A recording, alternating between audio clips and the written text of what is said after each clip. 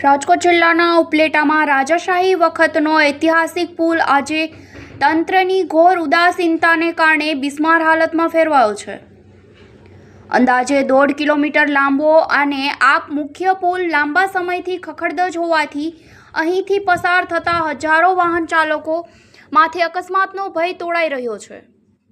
સ્થાનિકોનો આક્ષેપ છે કે પુલની નીચેથી બેફામ રેતી ખનન થઈ રહી છે, પરંતુ તેને રોકનારું કોઈ નથી. થોડા સમય પહેલા જ આ પુલનું સમારકામ કરાયું હતું, છતાં રસ્તાની સ્થિતિ ફરી અત્યંત દયનીય બની ગઈ છે. જુઓ આ ખાસ અહેવાલ.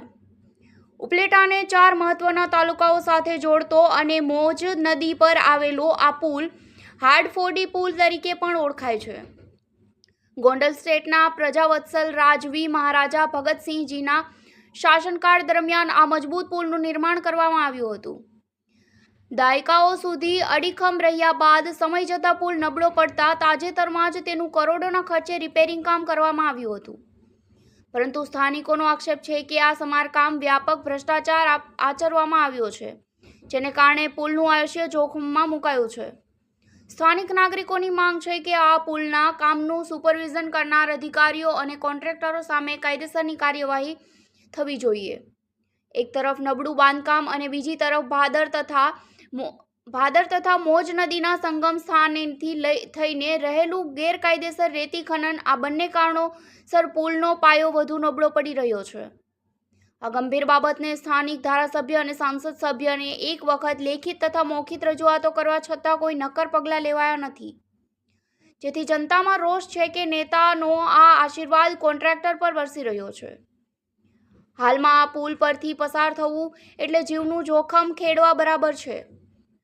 દરરોજ અહીં નાના મોટા અકસ્માતો સર્જાય છે. ખેડૂતો, વાહન ચાલકો અને શાળા કોલેજે જતા વિદ્યાર્થીઓ આ બિસ્માર રસ્તા અને મસમોટા ખાડાઓથી ત્રાહિમામ પોકારી ઉઠ્યા છે. ચોમાસું નજીક આવી રહ્યું છે, ત્યારે નદીમાં પૂરની સ્થિતિ વચ્ચે આ પુલ વધુ જોખમી ન બને તે માટે ચોમાસા સત્ર પહેલા જ તેનું યોગ્ય સમારકામ કરવામાં આવે તેવી લોકોમાં પ્રબળ બની છે. પત્રકાર રાજુભાઈ બગડાની સાથે નરેશ પટણી, ડીજી ન્યૂઝ, ધોરાજી. મારું નામ હુસેન સમા.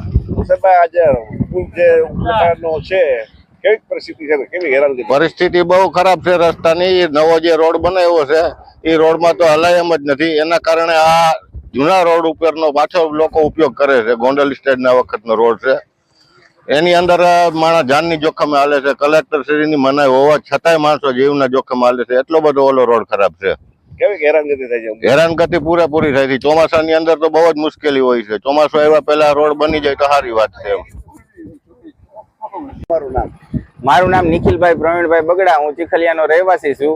આ સૌરાષ્ટ્રનો મોટામાં મોટો પુલ છે અને અંદાજે આ 50 ગામડાને જોડતો પુલ છે. અને આ અતિ ખરાબ હાલત છે આની રસ્તાની. અને આ ચોમાસા પહેલા વધારે થઈ જાય તો સારું, સારામાં સારો રસ્તો. અરે અહીંયા અકસ્માત બહુ થાય છે. અહીંયા અઠવાડિયામાં 2 તો અકસ્માત થઈ જાય છે. અને આ નવો રસ્તો મેકીને આ માણસો જૂના રસ્તામાં જાય છે, એવો મજબૂરીના કારણે. કેવી તકલીફ પડે તમને? તકલીફ અમારો ડેઈલી નો રસ્તો છે. આ સવારે ઉઠીને સાંજે ઉઠીને આ મારા ઉપલેટા જ. અને હોસ્પિટલે ગમે એને કોઈને લઈ જવા હોય તો કલાક થઈ જાય. શું તમારી માંગણી? અમારી માંગણી એવી છે કે આ રસ્તો છે ને જેમ બને એમ વહેલો હાર થઈ જાય તો સારું.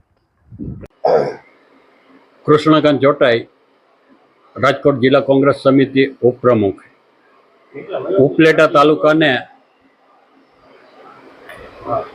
ઉપલેટાને 4 તાલુકા સાથે જોડતો હાટફોડીનો પુલ ગોંડલના મહારાજા ભગવતસિંહજીએ વર્ષો પહેલાં બનાવેલો. આજે 60-70 વર્ષ ત્યાં પણ એ પુલ અડીખમ હતો, પણ વચ્ચે ક્યાંક નબળો પડવાને કારણે તાજેતરમાં આ પુલ નવો બનાવવામાં આવેલ છે. અને નવો જે પુલ બનેલ છે તેમાં ભરપૂર ભ્રષ્ટાચાર થયેલો છે. આ પુલ 5 વર્ષ પણ ટકે એવી સ્થિતિ નથી. આજે પણ એ પુલમાં ગાબડા પડી ગયા છે અને ઉપરથી વાહન ચાલકોને ચાલવો મુશ્કેલ બની ગયું છે.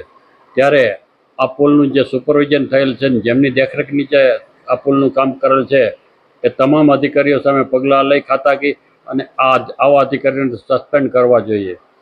આ અધિકારીઓને સસ્પેન્ડ કરવાની પણ અમે કોંગ્રેસ વતી માગ કરીએ છીએ. એટલું જ નહીં, પણ પુલ ભાદર નદી ઉપરથી પસાર થાય છે અને ભાદર અને મોજ નદી 2 નદીનો જે સંગમ થાય છે ત્યાં પુલ આવેલો છે. અને ભાદર અને મોજમાંથી ખનિજ માફિયાઓ દ્વારા આજની તારીખે પણ રેતી ચોરવાનું કામ ચાલુ છે અને એને કારણે જે નવા પુલના પાયા બનાવેલા છે, પાયા પણ ખુલ્લા પડી ગયા છે અને જો આ તાત્કાલિક પાયા બુરવામાં નહીં આવે તો આ પુલ 2 જ વર્ષમાં પડીને ભાંગી જશે અને સરકારે જે કરોડો રૂપિયાનો ખર્ચો કરેલ છે, 1.5-2 કિલોમીટરનો પુલ બનાવેલ છે, તે તમામ ખર્ચ પાણીમાં જશે. આમ ન થાય તે માટે તાત્કાલિક ખનિજ ચોરી જે આ પુલ નીચે થાય છે એ બંધ કરવી, ખનિજ ચોરો સામે પગલાં લેવા અને પુલમાં બાંધકામ વખતે જે બેદરકાર રાખેલ છે એ અધિકારીઓની જવાબદારી ફિક્સ કરી અને અધિકારીઓ સામે પણ પગલાં લેવાની અમે માંગણી કરીએ છીએ.